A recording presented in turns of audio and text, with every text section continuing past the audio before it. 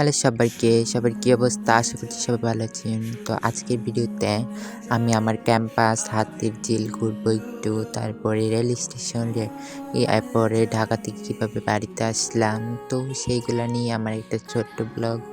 এই ব্লগে আর কথা বলবো না। এখন ভিডিওটা স্টার্ট হবে। সো দেখতে থাকুন।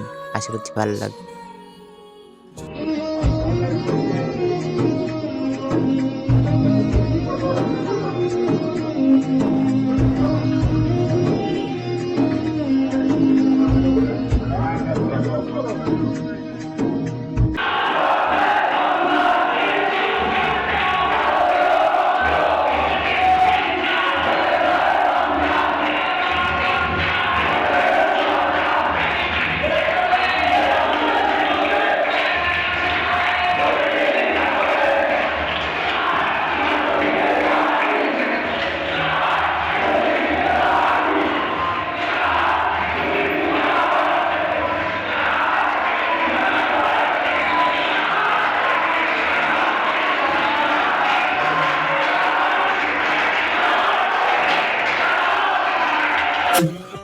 যখন ওঠে কাচ্চির প্যারা ভাই কোনো উপায় নাই, যেমনে হোক খাবই, এক দৌড় দিয়া যাই আগে দোকানে। দোকানের সামনে যখন যাই না কে ঘামটা পাই, মাথা থাকে না ঠিক, দৌড়াইয়া বসি এক কোণে। কনফিউজ হইয়া যাই, কাচ্চি নিমু নাকি খাসি ভাই, ডিসাইড করতেই লাইগা যায় 20 মিনিট। আই হাই খামু কোনটা, নিমু কাচ্চি নাকি খাসি? বিরিয়ানি ছাড়া কোনো হবে না কথা, বিরিয়ানি কলিজার ভেতরে গাঁথা, বিরিয়ানি হইলে চাই না তো কিছু আর। Yes brother, I M A biryani লাভার। বৃন্দারা মন শুধু বিরিয়ানি খেতে চায়, হোক না তেল চর্বি তাতে কি আসে যায়, জমে যায় যদি হয় সাথে বড় হাড়ি, চোখ মেললেই শুধু দেখি বিরিয়ানি। এলাচি পড়লে মুখে মরি স্বাদের শোকে, এতটাই জিদ ওঠে মন চায় নিজে নিজে সুইসাইড করি, রাগে তবু করি না, বিরিয়ানি ছাড়ি না। কেন জানি বিরিয়ানি ছাড়া কিছু বুঝি না।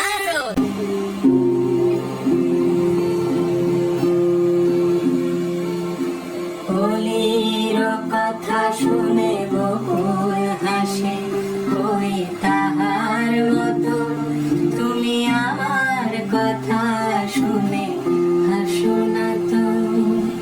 ধরার ধুলিতে যে ফাগুন আসে, ওই তাহার মতো তুমি আমার কাছে কবু আসো না তো। বলির কথা শুনে বকুল হাসে, ওই তাহার মতো তুমি আমার কথা শুনে হাসো না তো।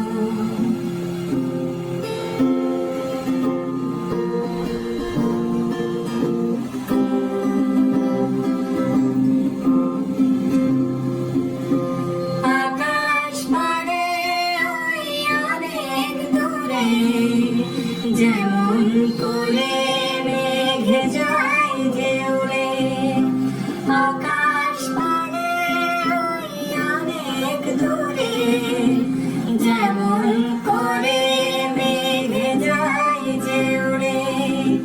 যেমন করে সে হাওয়ায় ভাসে, ওই তাহার মতো তুমি আমার স্বপ্নে কবু আসো না তো। বলির কথা শুনে বকুল হাসে, ওই তাহার মতো তুমি আমার কথা শুনে হাসো না তো।